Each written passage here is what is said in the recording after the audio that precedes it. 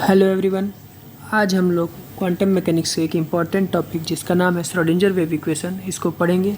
Schrodinger wave equation जो है वो क्वांटम मैकेनिक्स का एक बहुत ही इम्पॉर्टेंट टॉपिक है, जिसको हम लोग एक इस लाइन से थोड़े सा उसके बारे में ओवरव्यू जान सकते हैं कि Schrodinger wave equation is a fundamental equation of quantum mechanics that describes how quantum state of a physical system changes over time.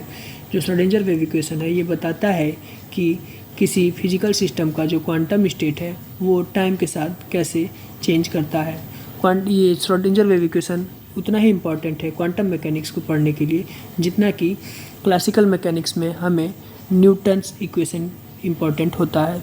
तो श्रोडिंगर वेव इक्वेशन जो होते हैं वो दो टाइप्स के होते हैं। पहला होता है time dependent Schrodinger wave equation, जिसको कि हम लोगों ने एक अलग वीडियो में किया हुआ है, उसका लिंक आपको डिस्क्रिप्शन में मिल जाएगा, आप वहाँ से उसे देख सकते हैं।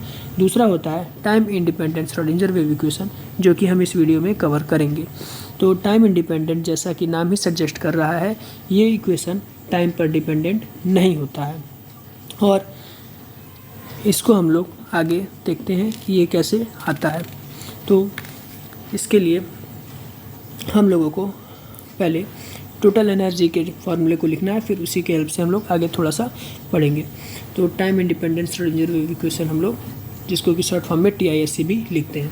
तो क्या करेंगे, पहले हम लोग जानते हैं कि वी नो दैट, हम क्या जानते हैं कि टोटल एनर्जी जो होती है TE वो किसके बराबर हो जाती है, kinetic energy plus potential energy. Total energy को हम लोग E से रिप्रेजेंट कर रहे हैं, काइनेटिक एनर्जी को लिखते हैं हाफ mv², पोटेंशियल एनर्जी को हम लोग Vx लिखते हैं, मतलब x का फंक्शन है। और हम लोग जब टाइम डिपेंडेंट इक्वेशन की बात करते हैं तो वहाँ x का भी फंक्शन हो जाता है, इसलिए हम लोग Vx, T यूज़ करते हैं, लेकिन यहाँ पर हमें यही करना है। आगे हम लोग इसमें जो हाफ mv² है इसको कुछ और भी लिख सकते हैं। कैसे लिख सकते हैं कि काइनेटिक एनर्जी जो होती है वो हाफ mv² होती है, तो हम लोग ऊपर नीचे इसमें m से मल्टीप्लाई कर देंगे तो क्या हो जाएगा m² v² upon m। mv जो होता है वो मोमेंटम होता है, तो m² v² जो हो जाएगा वो क्या हो जाएगा मोमेंटम का स्क्वायर मतलब p², और नीचे क्या हो जाएगा 2m। तो यहाँ पर हम लोग e के साथ e के यहाँ हाफ mv² की जगह क्या लिख सकते हैं p²/2m प्लस Vx। अब हम लोग इसमें साई को दोनों साइड ऑपरेट कराएंगे या फिर कहें तो मल्टीप्लाई करा देंगे, तो हम लोग को क्या मिल जाएगा साई x। साई जो है हम लोग x के फंक्शन के साथ मल्टीप्लाई कर रहे हैं तो साई x हो जाएगा p²/2m into Sai x plus Vx into Sai x। इसको मान लेते हैं इक्वेशन 1। अब हम लोग यहाँ जो साई लिखे हैं, साई का एक जनरल फंक्शन होता है, तो जनरल फंक्शन ऑफ साई कैसे लिखते हैं, general function of psi x is वो कैसे देते हैं, लिखते हैं psi x is equals to e⁻i kx minus omega t, जहाँ की k जो है वेव वेक्टर होता है, x जो होता है पोजीशन होता है, ओमेगा जो होता है एंगुलर फ्रीक्वेंसी और t जो है वो टाइम है। इस इक्वेशन को हम लोग को क्या करना है, 2 बार डिफरेंशिएट करना है x के रिस्पेक्ट में। क्यों करना है इसका रीज़न अभी आपको आगे पता चलेगा। तो पहले इसको हम लोग डिफरेंशिएट करते हैं, तो डिफरेंशिएटिंग इसको इक्वेशन 2 मान लेते हैं। Equation 2 with respect to x we get, x के रिस्पेक्ट में इसको डिफरेंशिएट करेंगे तो हमें क्या मिलेगा देखते हैं। हमें मिलेगा d psi x by d x is equals to, इसको जब हम लोग डिफरेंशिएट करेंगे तो पहले इसके पावर वाला टर्म डिफरेंशिएट होगा तो यहाँ से i आ जाएगा और x के साथ k है तो k हो जाएगा into e⁻i kx minus omega T. अब हम लोग इस इक्वेशन को एक बार और डिफरेंशिएट करेंगे तो क्या हो जाएगा, डिफरेंशिएटिंग अबव, यहाँ अगेन लगा देते हैं, again differentiating above equation with respect to x के रिस्पेक्ट में से फिर से हम लोग डिफरेंशिएट करेंगे तो क्या मिल जाएगा d2/dx² of psi x is equals to i के।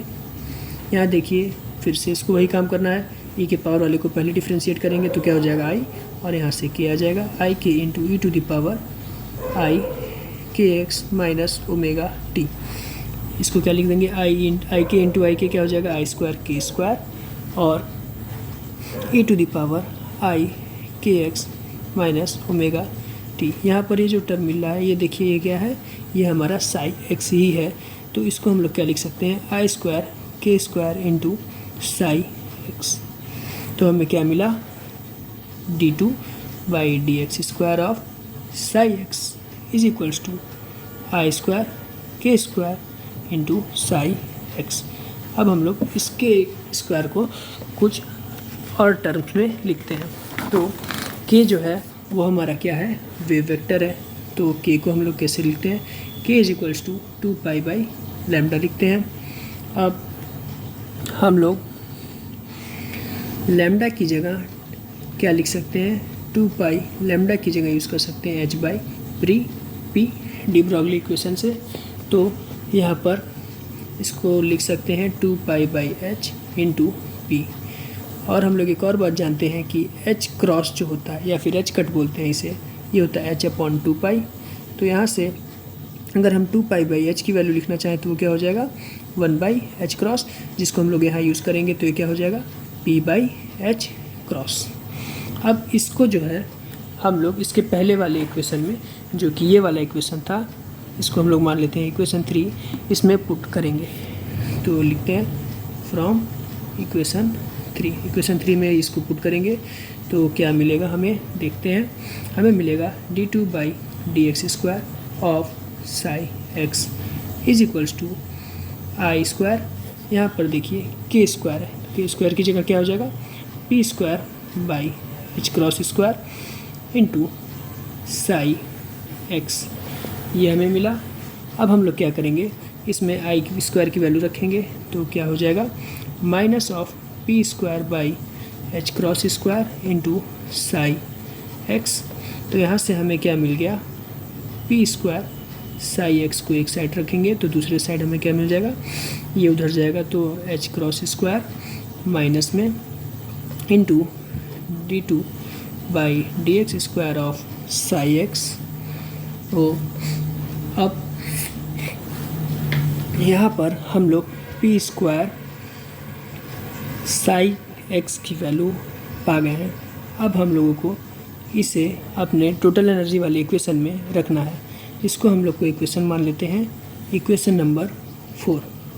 तो अब हम लोग क्या करेंगे, इस इक्वेशन 4 की वैल्यू को इक्वेशन 1 जो कि ये वाला है इसमें पुट करेंगे।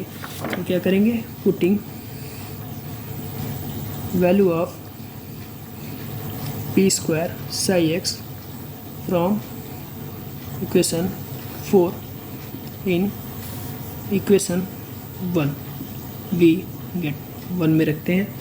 1 क्या है, E psi x is equals to p square by 2m था तो minus h cut square by 2m हो जाएगा और बाद में ये मल्टीप्लाई हुआ टर्म पूरा आ जाएगा into psi x plus V x into psi x. एक बार आप क्रॉस चेक कर लीजिए, देखिए यहाँ हमारा इक्वेशन क्या था, ये रहा इक्वेशन हमारा ई साई एक्स, फिर यहाँ पर देखिए पी स्क्वायर साई एक्स, तो पी स्क्वायर साई एक्स की वैल्यू यहाँ से एज इट इज़ रख दिए, divide by 2m plus V x psi x यहाँ भी, वी एक्स साई एक्स यहाँ भी। ये हमारा मिल गया एक इक्वेशन। अब इसमें हम लोग क्या करेंगे, सब टर्म्स को एक साइड कर देंगे, तो हमें क्या मिल जाएगा, d2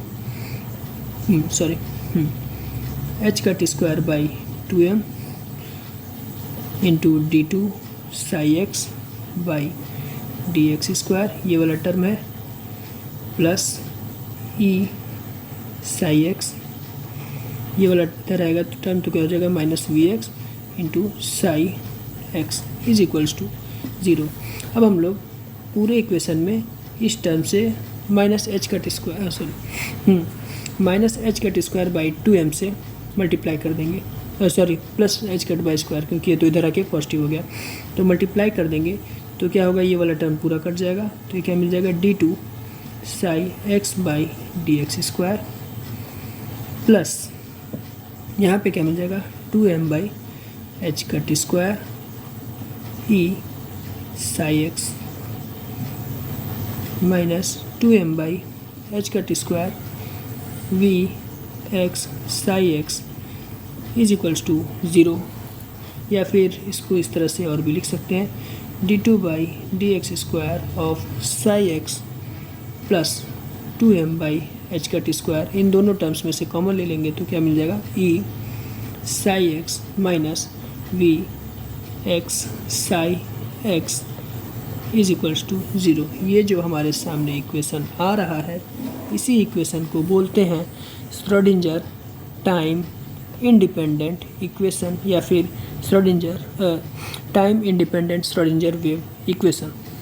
ठीक, एक बार फिर से रिपीट करते हैं कि हमने क्या किया।